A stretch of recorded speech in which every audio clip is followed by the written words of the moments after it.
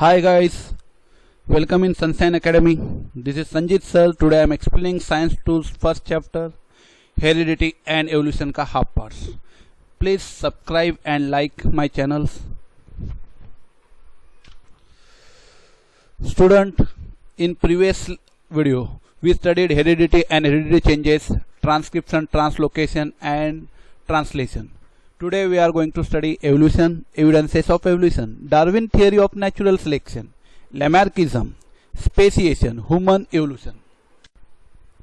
Let's start third concept of this chapter, that is evolution. It is Hindi meaning utpatti. First define the evolution. Evolution is the gradual change occurring in living organism over a long duration. This is a very slow going process through which development of organism is achieved. Here gradual का meaning small. So evolution is a process जिसमें क्या होता है कि लंबे समय के बाद लिविंग ऑर्गेनिज्म में चेंजेस आते हैं और वो चेंजेस उनके डेवलपमेंट के लिए होते हैं. Study of evolution not only include the biosphere present on the earth but also it is include the all stages that changes occur in the star and planet also.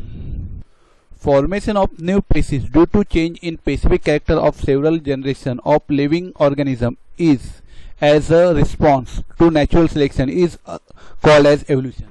Here natural selection means what? Adjust according to natural condition.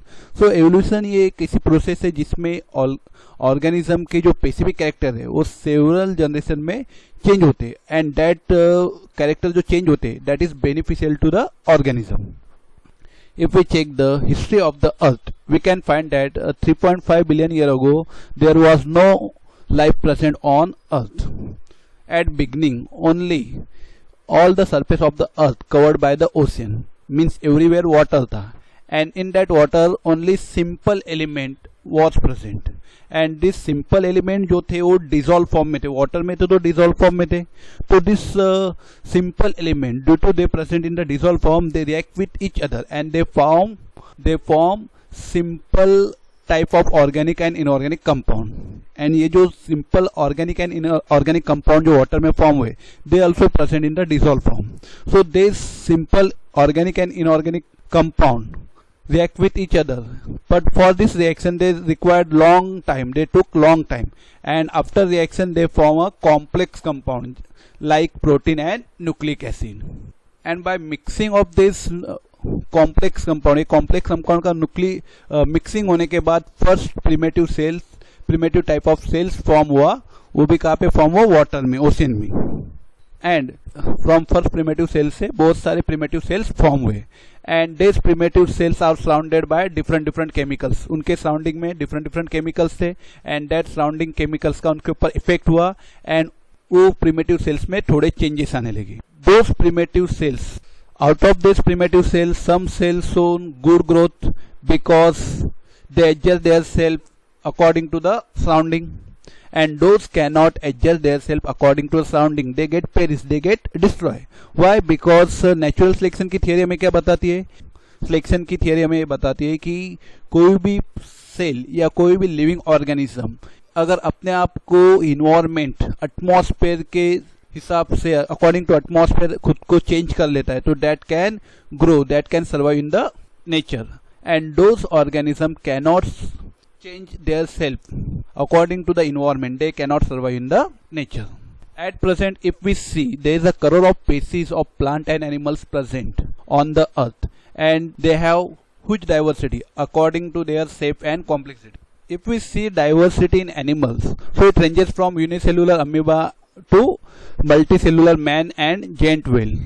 If we see plant diversity, it consists of various species ranging from unicellular chlorella to huge banyan tree. अभी unicellular, everyone know what is a unicellular. Unicellular means what? Single cell organism. So यहाँ पे animal में single cell animal amoeba से लेके multicellular man और giant whale तक के organism present है animal में, animal diversity में. If we study the plant diversity, तो इसमें single cell unicellular में single cell वाला chlorella to multicellular huge banyan tree present है. And these living organism present everywhere on the earth from equator to both the pole. अभी we know ना on both the pole there is a glaciers is there, very cold conditions there, but in that cold condition also living organism are present, exist. As well as this living organism also present in air, water, land, rocks, etc. In airs we can find birds are present, microorganisms are present. In water also we can see classes of fishes are present. On land we can see all mammals are present, reptiles are present, and in the rock also we can see some insect, those can burrow in the rock, they can also present. Small microorganism also present in the rocks. Humans always take interest in how the different living things form on the earth, and therefore they propose different theories. Out of this theory, gradual development of living organism is accepted. A peek into history. If we see, many philosophers and religious scholars from Indian culture, Chinese culture, Roman culture, Greek culture, they wrote about their culture in the religious and sacred books in the form of poetry and stories, and they all write the different information about the how planet, star and Panchamahabhuta means living organism formed on the earth. Let's try to understand theory of evolution. According to this theory, first living material form हुआ ocean में, and that is protoplasm. And जैसे जैसे समय pass हुआ, that protoplasm में changes हुए, and that converted from that protoplasm unicellular organism form हुआ, and from one unicellular organism बहुत सारे यूनिसेल्युलर ऑर्गेनिज्म फॉर्म हुए, and this unicellular organism are surrounded by different surrounding conditions. So according to their surrounding condition, ये unicellular organism से larger and more complex organism form हुए. But ये जो larger and complex organism जो form हुए unicellular से, ये 1 या 2 दिन में फॉर्म नहीं हुए, तो it takes nearby 300 crore years. ये जो चेंजेस हुआ यूनिसेल्युलर ऑर्गेनिज्म में, ये मल्टी डायमेंशनल मीन्स व्हाट, एक यूनिसेल्युलर ऑर्गेनिज्म से वन टाइप की पेसिस फॉर्म नहीं हुई, तो इससे बहुत सारे डिफरेंट टाइप की पेसिस फॉर्म हुई. Hence this overall process is called the evolution, which is organizational. Why it is called organizational? Because ये evolution में one species से different type के बहुत सारे species form हुए, and therefore it is called organizational. So evolution को हम लोग कैसे define करेंगे? It is the progressive development of plant and animal from the ancestor having different structural and functional organization is called evolution.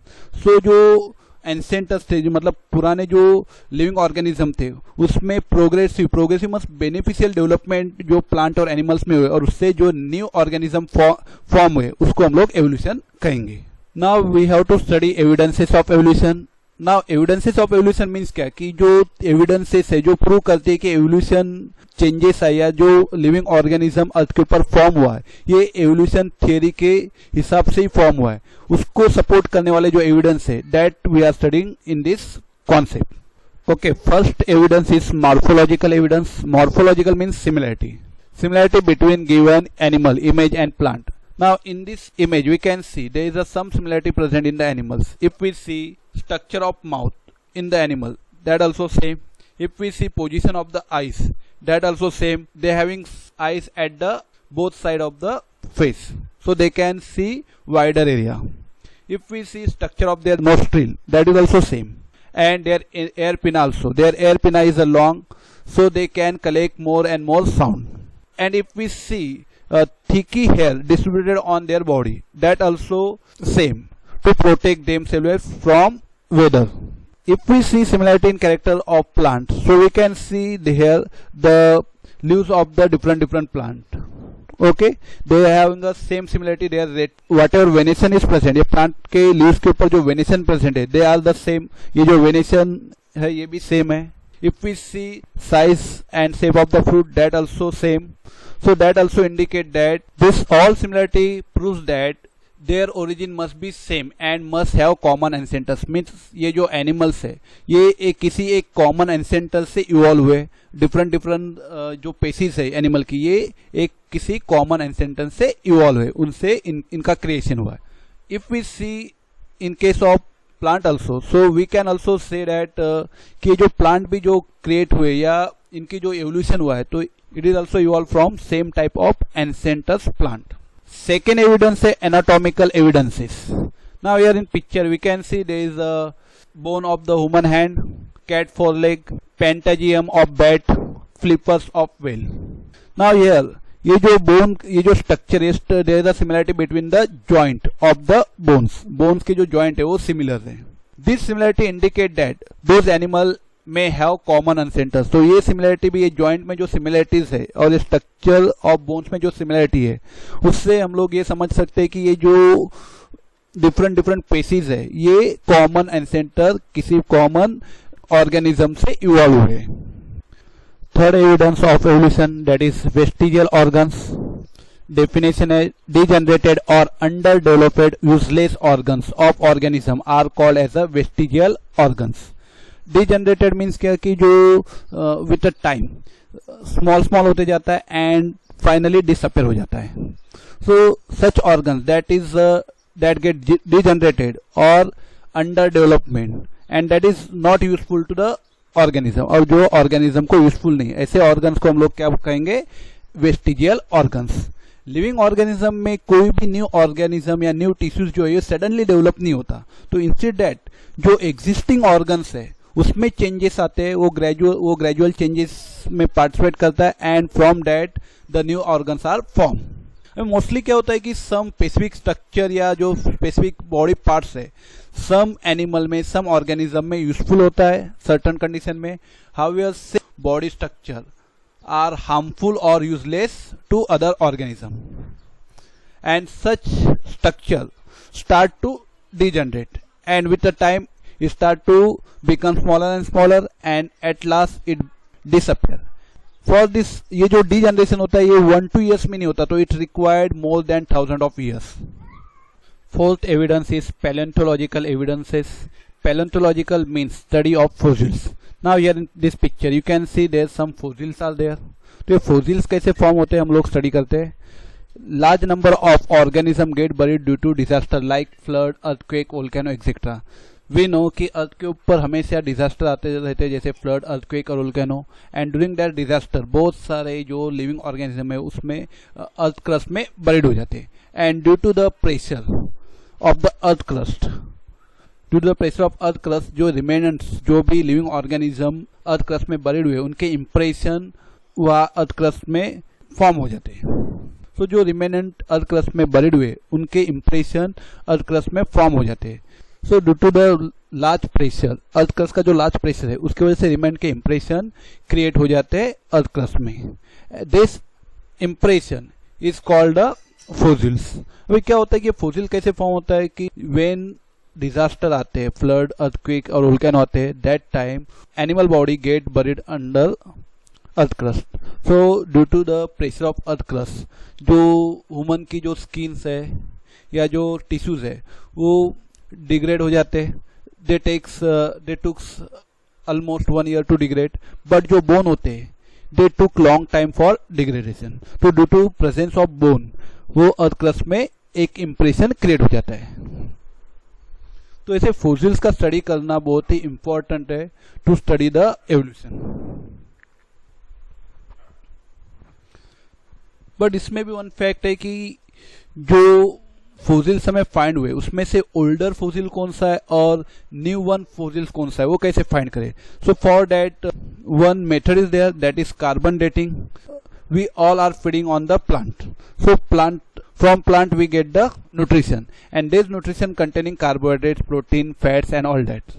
So ये protein, carbohydrate, fats ये कौन से element से फॉर्म होते हैं, तो ये फॉर्म होते हैं कार्बन से।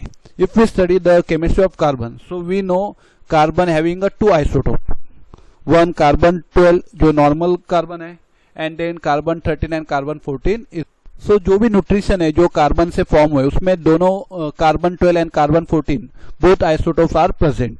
तो उसमें से कार्बन 12 जो आइसोटोप कार्बन 12 जो है वो मेजर पार्ट में प्रेजेंट होता है, कार्बन 14 माइनर पार्ट में प्रेजेंट होता है। गेट डेड, जब लिविंग ऑर्गेनिज्म डेड हो जाता है तो डेट टाइम वो किसी भी न्यूट्रिशन को कंज्यूम नहीं कर सकता एंड ड्यू टू दैट उसके बॉडी में जो रेशियो होता है कार्बन 14 और कार्बन 12 का वो फिक्स हो जाता है। But after some time carbon 14 जो है वो रेडियोएक्टिव है and therefore it emit the radiation, वो रेडिएशन बाहर छोड़ता है and after emitting radiation it convert into carbon 12। If we take any fresh nutrition, तो कि एक फ्रेश न्यूट्रिशन में जो कार्बन 14 एंड कार्बन 12 का जो रेशियो होता है वो फिक्स होता है, okay, but after that any animal gate dead, उसमें से कार्बन 14 रेडिएशन इमिट करता है and it convert into carbon 12। So carbon 14 का जो रेशियो है वो धीरे धीरे कम होने लगता है और कार्बन 12 का रेशियो इंक्रीज होने लगता है। So by measuring how much carbon 14 and carbon 12 present in the dead remnant of the animals, we can find out the age of that animals or that fossils, and this process is called carbon dating method. This method is very useful for in paleontology means what? Paleontology means study of fossils, and anthropology means what? Study of human behaviors. Okay, study of human behavior and society in the past and present. तो anthropology में हम लोग humans के behaviour और उनकी जो society थी वो पास्ट टाइम पे यानी एंशिएंट टाइम में कैसी थी और प्रेजेंट टाइम पे कैसे वो स्टडी करते हैं। So due to the carbon dating we can measure the age of the different fossils, and from that we get the information which organism or which type of animals was present in the ancient time during which era. Okay student, from this diagram we can find out which living organism are evolved earlier on the earth. So this diagram showing that from unicellular cells are created on the earth first, and from that unicellular cell first invertebrates form हुए जैसे snail और starfish. From starfish and snail से fishes evolve हुए. From fishes amphibians evolve हुए. Amphibian means what? Those can live in water as well as on land also. From amphibians reptiles evolve हुए, और from reptiles today's aves and mammals are evolved. Now here on right side we can see some areas there, that is Paleozoic area, second means Mesozoic area, and third one is the Cenozoic area. अभी Paleozoic area means क्या? ये area वो animal के लिए those animal was present between the 541 to 251 million year अगो। तो ये जो animals थे वो अर्थ के ऊपर 541 to 250 million year ago present है। Then Mesozoic era means what? This animal was present on the earth from 250 to 65 million year ago. And ये जो सेनोजोइक एरिया, ये न्यू एरिया, इसको करंट एरिया कहा जाता है बिकॉज इट इंडिकेट दैट जो living organism now this time earth के ऊपर प्रेजेंट है। So from this diagram we get the information that snail and starfish, this organism evolved before 541 million year ago. Then fishes also evolved around that time 541 million year ago. And there's reptiles like snake and dinosaurs, they are evolved 250 million year ago. Okay, and from that the mammals and aves are evolved 65 million year ago. Introduction to scientist, ये carbon dating की जो method है ये जो develop की है ये किसने की है? तो विलार्ड लिबे ने, and therefore he got Nobel prize in 1960। सो ये कार्बन डेटिंग मेथड का यूज किया है। तो due to this method we can find जो भी फोसिल्स अर्थ क्रस्ट में प्रेजेंट है उनके एज मीन्स वो कौन से समय में प्रेजेंट है उसके एज हम लोग फाइंड आउट कर सकते हैं। Fifth evidence of evolution is connecting link. First define कर लेते हैं। Some plant and animals show some morphological character by which they can be related to two different groups, hence they are called as a connecting links. Morphological means similarity. So here two different groups, here we can see Arthropoda and Annelida, ये दो different groups है। So ये दो different groups के जो कुछ characters है ये similar है peripatus में, and therefore peripatus is called connecting link between Arthropoda and Annelida. Now in this peripatus some character like segmented body, इसकी बॉडी कैसे segmented है, segment में है। thin cuticle, इसमें thin cuticles है present है, it is same as the Annelida. and parapodia like organs are present. Parapodia means what? ये जो feet है, जो चलने के लिए लोकोमोशन के लिए feet है, ये Annelida और peripatus में similar है। तो ये सिमिलरिटी है between Peripatus and Annelida. Like that this animal show tracheal respiration and open circulatory system. So ये tracheal respiration and open circulatory system भी प्रेजेंट है पेरिपेटस में, and it is similar to the Arthropoda जो different group है। So this indicate that Peripatus is a connecting link between Annelida and Arthropoda. So ये बताता है कि कोई एक पेसिस दूसरे पेसिस से इवॉल्व हुए, means either Arthropoda evolve from Annelida और Annelida evolve from एंट्रोपोडा.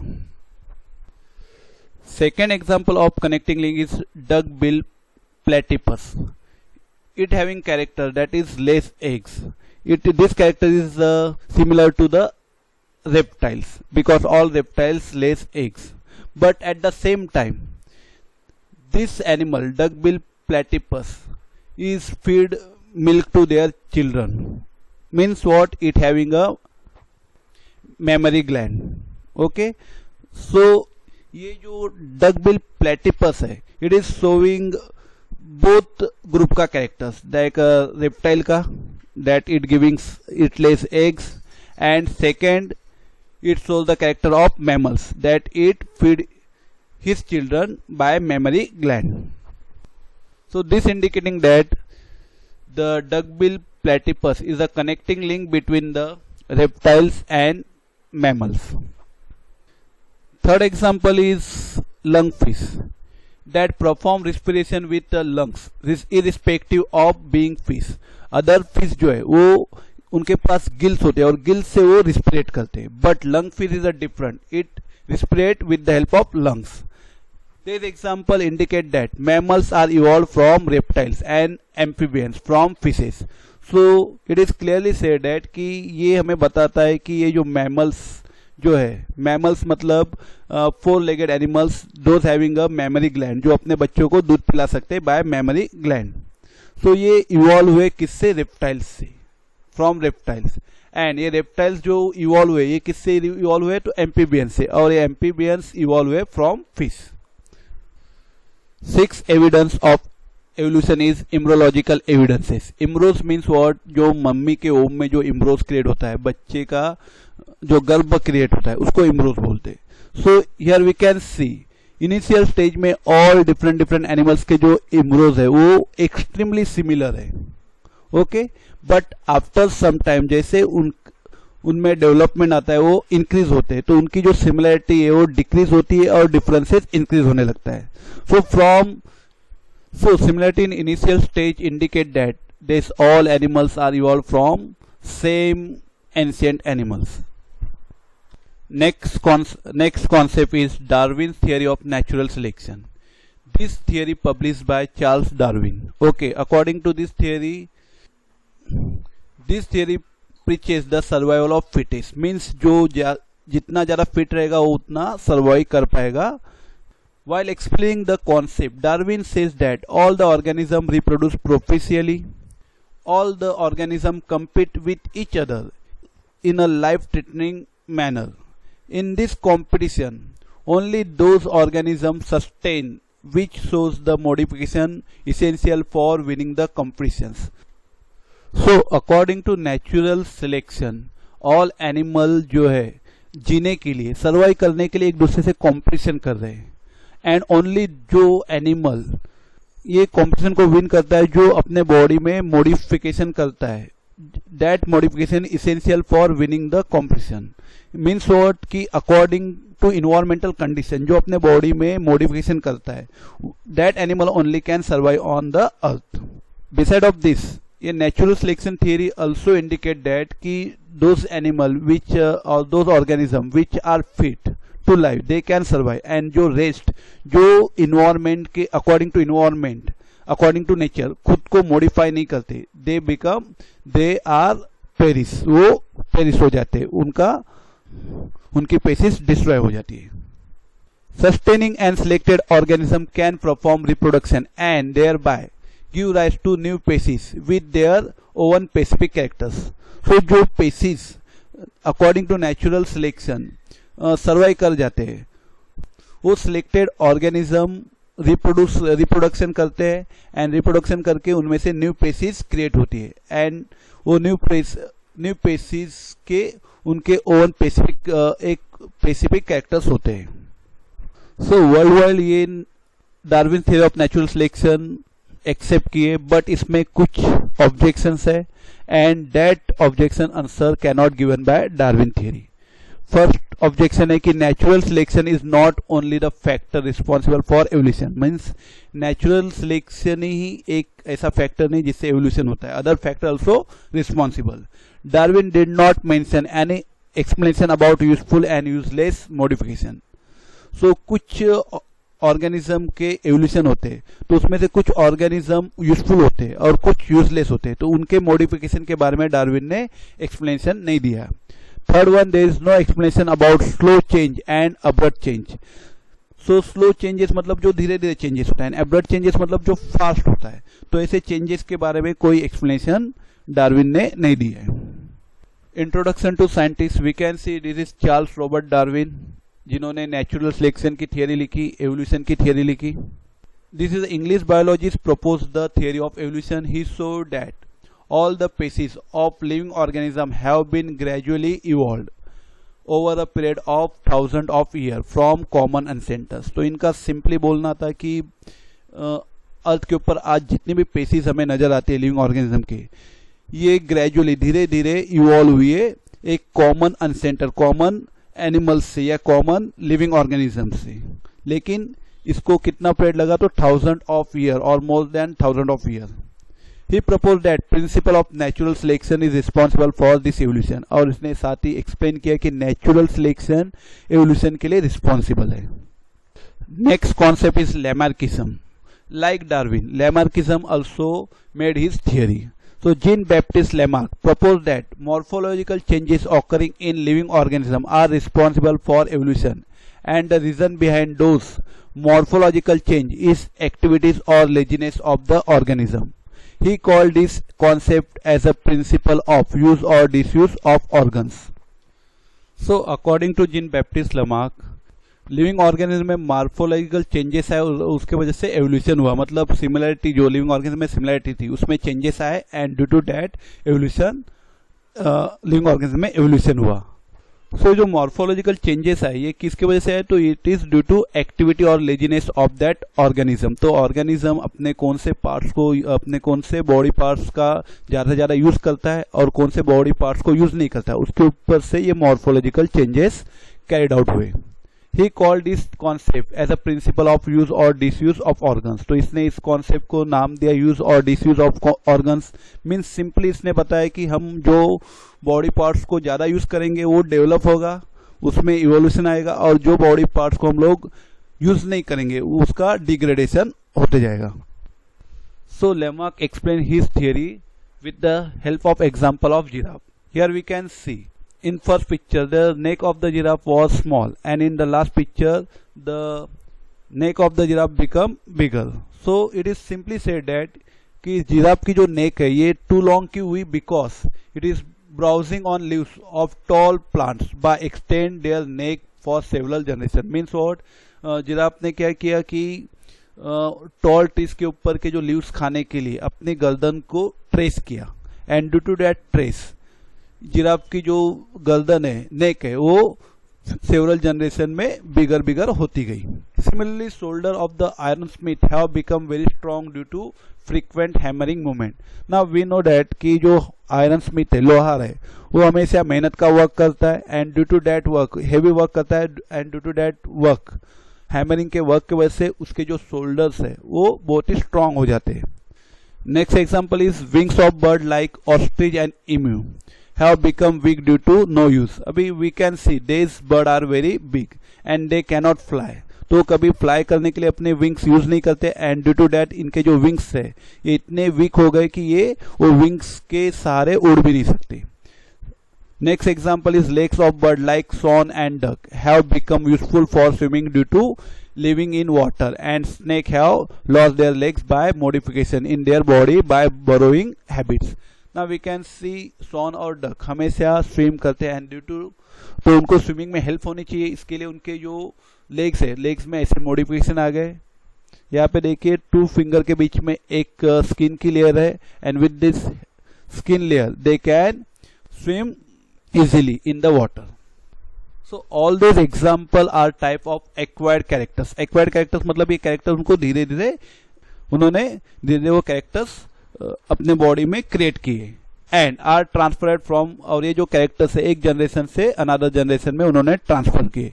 This is called the theory of inheritance और एक्वायर्ड कैरेक्टर और लैमार्किज्म. तो इसी को हम लोग क्या बोलेंगे, लैमार्किज्म, थियरी ऑफ लैमार्किज्म कहेंगे.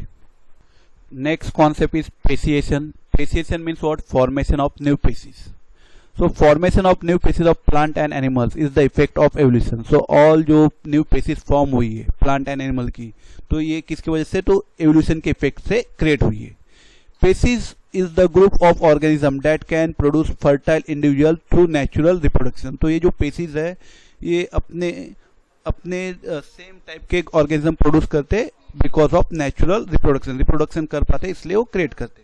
Each species grows in specific geographical condition. तो अभी ये जो अलग अलग स्पीसीज है ये अलग अलग जोग्राफिकल कंडीशन में ग्रो होते हैं. वह अलग अलग फूड्स खाते, अलग अलग इन्वायरमेंट में रहते हैं एंड ड्यू टू डैट उनके जीन्स में वेरिएशन आ जाता है, जेनेटिक्स में वेरिएशन आ जाता है. और due to that genetic variation new species old one से न्यू स्पीसीज फॉर्म होने लगती है. So beside geographical and reproductive changes are also responsible. तो बेसाइड जोग्राफिकल जो जोग्राफिकल कंडीशन है, जो इन्वायरमेंट है, उससे तो स्पीसीज में चेंजेस आते ही है, बट उसके साथ साथ रिप्रोडक्शन में जो चेंजेस आते हैं उसकी वजह से भी एवोल्यूशन होता है और न्यू स्पीसीज क्रिएट होती है. सिमिलरली जोग्राफिकल और reproductive isolation also lead to पेसिएशन.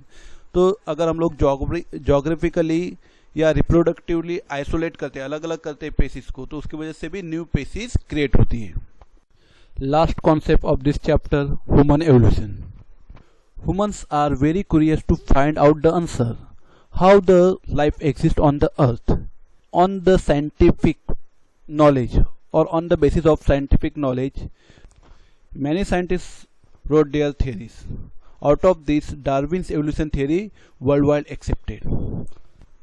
So according to evolution theory, at the beginning on earth life was not present, only simple element was present. From reaction take place between this simple element and organic and inorganic compound form. From this organic and inorganic compound, simple cell is formed, that is unicellular cell form, and from that unicellular cell all the species that present today on the earth are evolved. So let's discuss about this theory. So it is said that before 7 crore years ago, dinosaur was present on the earth and they disappear about 7 crore year ago.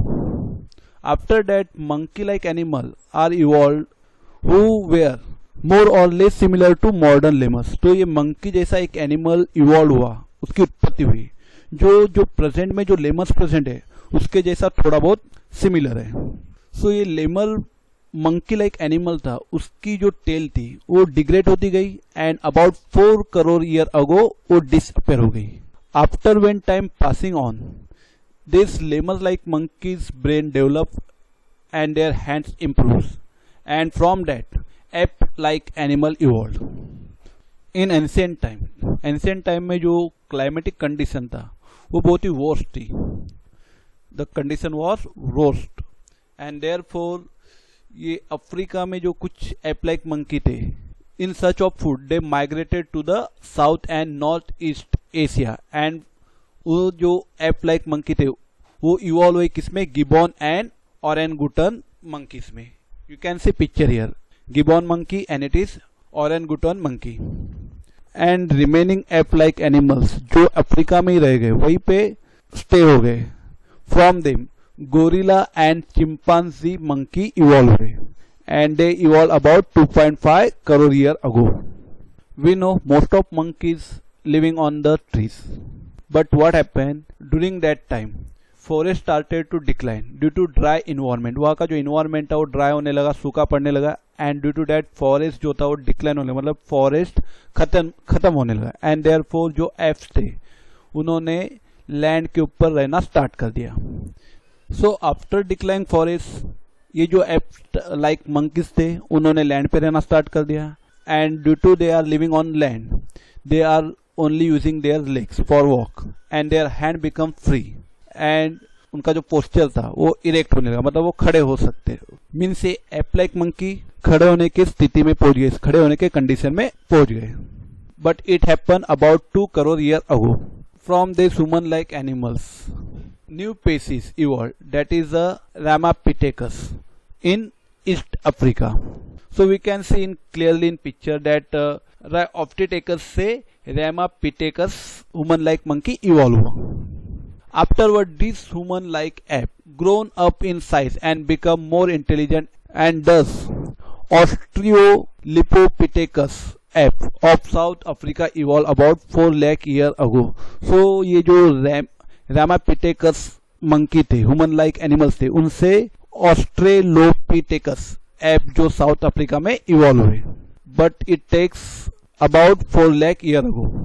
And from this Australopithecus genus Homo evolved, called skill human. Why it is called skill human? Because from stone it created many useful things, useful arms that they used to kill the animals. From this genus Homo, so about 50 lakh years ago, from this genus Homo, the human walking with the erect posture was evolved. About 50 lakh years ago, genus Homo में changes आए and उससे human evolve हुआ जो अपने erect posture में चल सकता था. It can stand in erect posture.